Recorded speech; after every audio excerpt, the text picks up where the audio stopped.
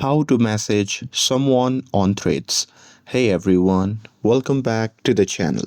In today's video, I'll show you how to message someone on threads. So now without further ado, let's get started.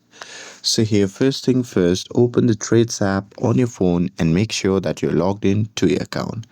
And now here, once you are inside the app, then what you can do is just tap on the search icon which can be seen in the top right corner of the screen.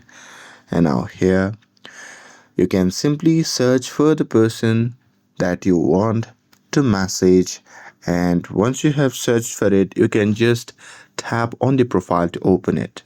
And now here, once you are in the profile section, there you can see the message option. So there you can just tap on it and simply send a message to them. And that's it. That's how you can message someone on threads. With this, if you found this video helpful, then don't forget to like, share and subscribe to get updated for more videos. Thanks for watching, and I'll see you in the next video.